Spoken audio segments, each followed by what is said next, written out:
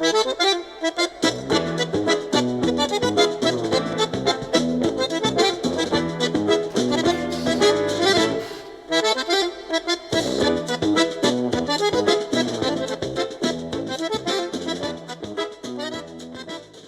historia de la República Oriental del Uruguay es una historia relativamente reciente.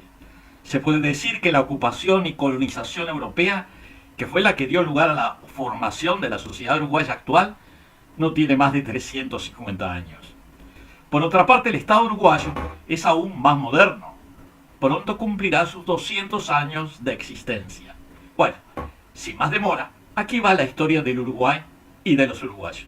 En los tiempos anteriores a la irrupción de las potencias europeas en el continente americano, el territorio que actualmente ocupa la República Oriental del Uruguay estaba habitada por varias naciones indígenas, cuya autodesignación desconocemos, pero que en tiempos posteriores fueron denominados charrúas, minuanes, boanes, etc.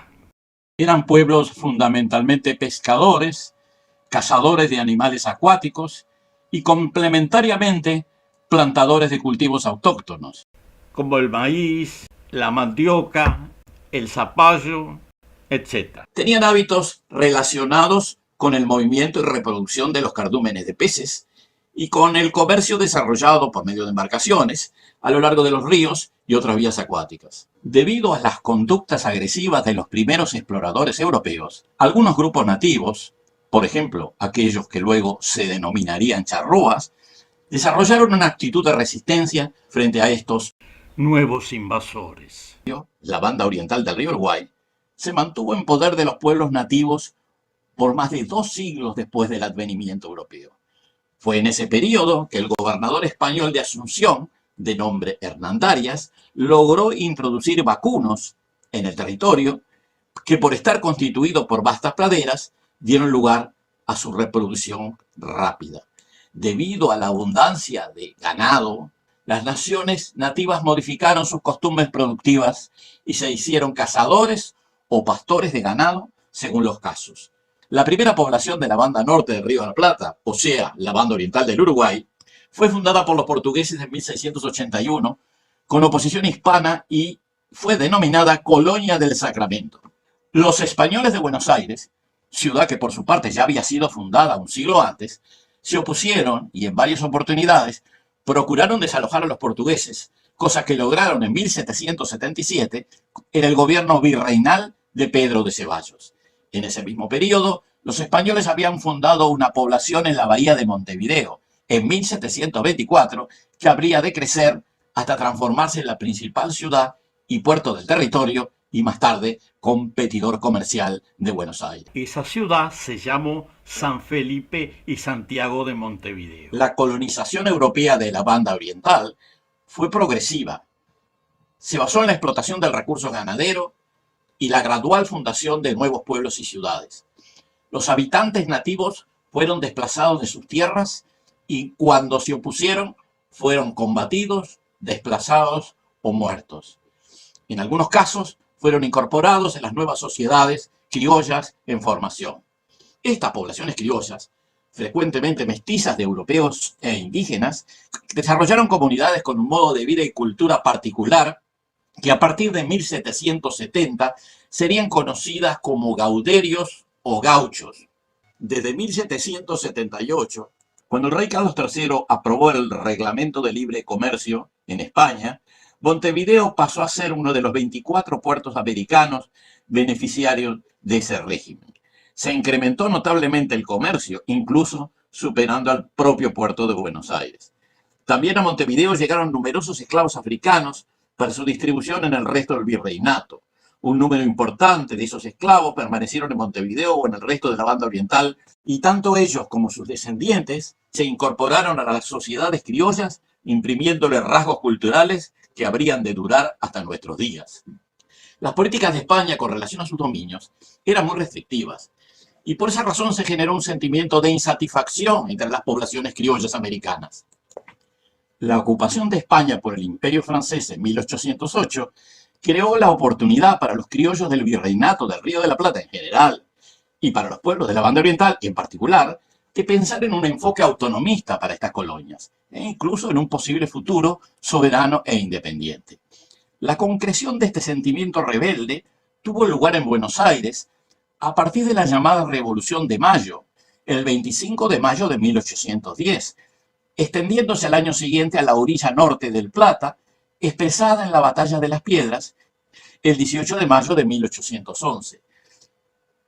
En esa época, los rebeldes uruguayos, mayormente gauchos mestizos o africanos acriollados, fueron acaudillados por un criollo montevideano que había vivido gran parte de su vida en la campaña, conviviendo con las comunidades nativas y gauchescas.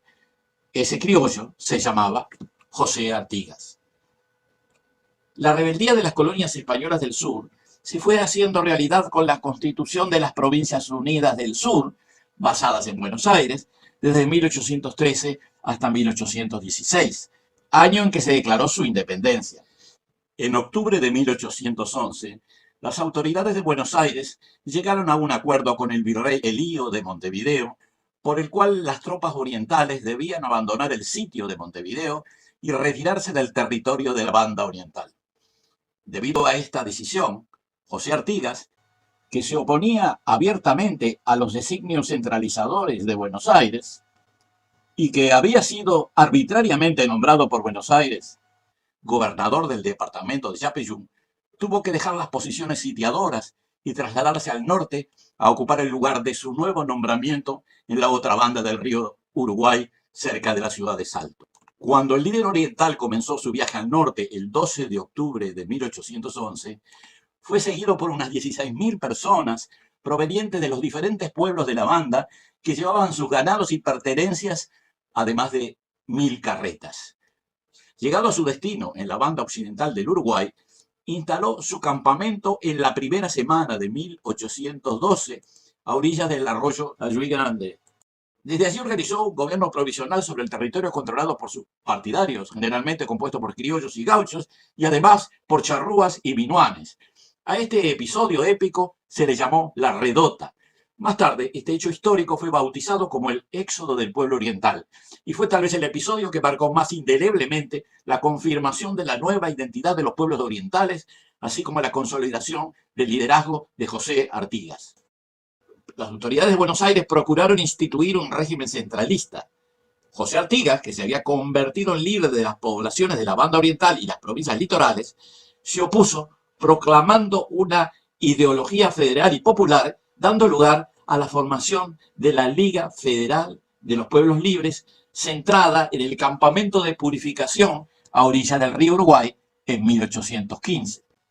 Esta Liga Federal comprendía las provincias de Entre Ríos, Corrientes, Santa Fe, Córdoba y la provincia oriental, además de las Misiones. En 1817, y aprovechando las debilidades generadas por los conflictos internos de las Provincias Unidas, el Imperio de Portugal avanzó militarmente, procurando conquistar el territorio oriental del Uruguay, cosa que logró gradualmente en el periodo de 1817 a 1820.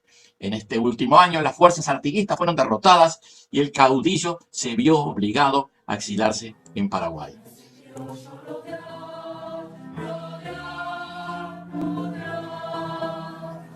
Los paisanos le dicen mi general. Los nuevos dominios portugueses se constituyeron en una nueva provincia que llamaron Cisplatina y que como tal pasó a formar parte del Imperio de Portugal. Luego, a raíz de la independencia de Brasil en 1822, la provincia cisplatina pasó a formar parte de este imperio. La población oriental no estuvo conforme con esta incorporación y a partir de 1825 se generó una rebelión iniciada por algunos antiguos jefes orientales artiguistas, principalmente Juan Antonio Lavalleja y Manuel Oribe, que se habían retirado a Buenos Aires y que regresaron cruzando el Río de la Plata con el fin de organizar la liberación de su territorio. Se la conoce habitualmente como la Cruzada de los 33 Orientales.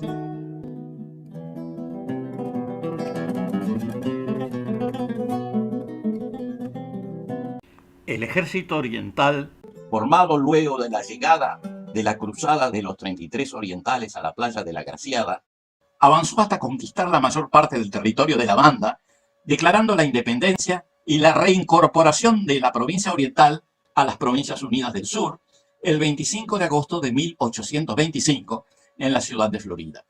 Pocos días después, las fuerzas orientales enfrentarían al ejército brasilero en la batalla de Sarandí y lo derrotarían totalmente. Debido a estas luchas, donde los orientales se aliaron a las fuerzas de las Provincias Unidas, los rebeldes pudieron controlar todo el interior del país, con excepción de los puertos de Montevideo, Colonia y Maldonado.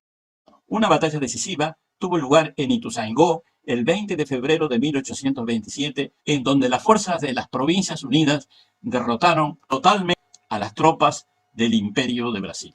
Esta batalla fue la antesala de la Convención Preliminar de Paz de 1828, en donde habría de surgir el Estado Oriental del Uruguay. Todo esto ocurrió luego de un episodio imprevisto en que Fructuoso Rivera, uno de los jefes orientales, que había ejercido mando en el ejército luso brasileño y se había cambiado de bando nuevamente, decidió invadir las misiones orientales que estaban bajo control brasilero. Lo hizo desobedeciendo las órdenes del Comando Unificado de las Provincias Unidas, creando una nueva situación sorpresiva. Debido a esta invasión inesperada que consideró preocupante, el gobierno del emperador Don Pedro, en conversaciones con representantes de Buenos Aires y un diplomático inglés en 1828, en lo que se llamó la Convención Preliminar de Paz, aceptó la formación de un nuevo Estado que se llamaría Estado Oriental del Uruguay y más tarde República Oriental del Uruguay. Esta Nobel República, constituida oficialmente el 18 de julio de 1830, eligió como primer presidente al propio Fructuoso Rivera. Rivera, como tarea principal, se propuso asegurar el control de la campaña, eliminando físicamente a las comunidades nativas existentes, que eran todavía varios centenares. En particular, procuró eliminar a los charrúas y minuanes. Esta eliminación fue lograda a través del episodio del arroyo Salsipuedes, donde varios jefes charrúas fueron conducidos a una emboscada y luego muertos o hechos prisioneros por el ejército de la República. Algunos años más tarde, en 1835, la República Oriental eligió un nuevo presidente constitucional, llamado Manuel Oribe. Oribe no pudo completar pacíficamente su mandato, porque Fructuoso Rivera, el anterior presidente, organizó una rebelión que triunfaría en 1838. Este golpe militar sería el inicio de una larga serie de confrontaciones entre los dos bandos. Por un lado estaba el bando de Oribe, conocido como los blancos, y por otro el bando de Rivera, que se identificaba como los colorados. Estos dos bandos se reconocerían por sus diferencias frente a las intervenciones extranjeras. Los blancos tendrían posiciones más americanistas y federalistas, mientras que los colorados se mantendrían más europeístas y unitarios, apoyando las intervenciones y a veces la participación extranjera en la política nacional. Esta confrontación se incrementó en la Guerra Grande de 1843, en donde los blancos, apoyados por el gobierno de Buenos Aires de Juan Manuel de Rosas y liderados por Manuel Oribe, sitiaron Montevideo, generando un gobierno paralelo en el llamado Cerrito de la Victoria, a pocos kilómetros de la ciudad vieja de Montevideo. Mientras el gobierno llamado de la Defensa de Montevideo era apoyado por fuerzas inglesas y francesas. Finalmente, en 1851, se firmó la paz, que en realidad significó la aceptación de que las fuerzas federales habían sido derrotadas y que esto llevó a la renuncia de Juan Manuel de Rosas en el año siguiente. Al mismo tiempo, se supo la noticia que el primer caudillo federal, José Artigas, había muerto en el Paraguay un año antes.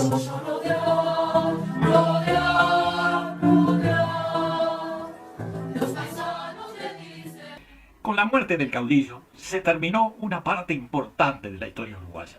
Podemos decir que en cierto modo se asentó la identidad de la nación uruguaya y además comenzó gran parte de la leyenda que había de constituir las bases de la nacionalidad en el futuro. De eso vamos a hablar en un próximo video.